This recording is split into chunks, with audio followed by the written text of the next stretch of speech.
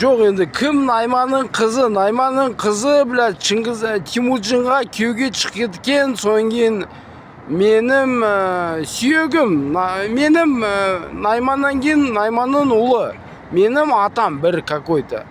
Енді менің анамның сүйегі Зинулданың қызы, Зинулданың сүйегі Найман. Енді танитын аталардың арасында қалай Найманның қызы біледі. Найман ана дүниеге баяда кетіп қалған. Қумасындаршы, дұрыс сөйлеу керек қой негіз.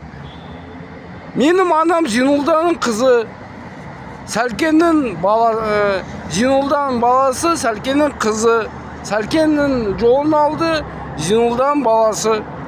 Мен Амангелдінің ұлымын, жолын алдым, Бақыттың, анамның Бақытгүлдің баласымын.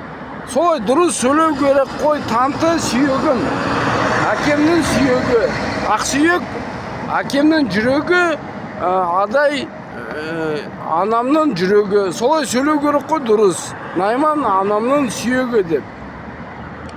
Құдайға тәубе, Құдайға шүкір, Құдайға рахмет. Неме айтайын деп едім, қазірге қиналып жүрген адамдар, енді бүкіл бәріміз қиналып жүрміз. Құдайдан бастап, Құдай өзін қайтайды, бірлік болмақшы. Құдай аспан, домалақ ғалам. Құдай аспан, домалақ аспан ғалам.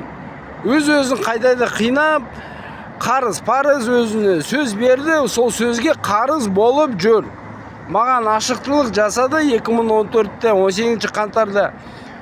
4:20-да, таңғы азанғы 4:20-да. Содан өзін қинап жүрген жан. Енді маған тәуіпті нәрсені айтып тұрмын да, Құдаймен екеміздің арамыздағы. Соң туғандарымен қаруланып олады, қаншықпен қаруланып олады, ел арамен. Қаншық болса болады менмен, болмаса болмайды деген сияқты. Бала тапса, қаншық болса маған бала табады. Қаншық деген қыз деген сөз ғой. Соң кейін неме деп айтам? Өз ауруынды, өз ауырған жерінді, өз қиналып жүрген жерінді зерттеп, шыдамдықпен, сабырлықпен, ақылды оймен, таза жүрекпен, жарықтың жанның жарығымен, Құдайдың 18% көмегімен, Құдайдан ешкім қаша алмайды. Әрбір баста Құдайдығы бар, 18% байланысы бар. Яғни әр кезде Құдай аспан домалақ ғаламның астында, әр кезде Құдаймен біз Құдайға бару керек, білім алу керек. 95%-ға білім береді, 18%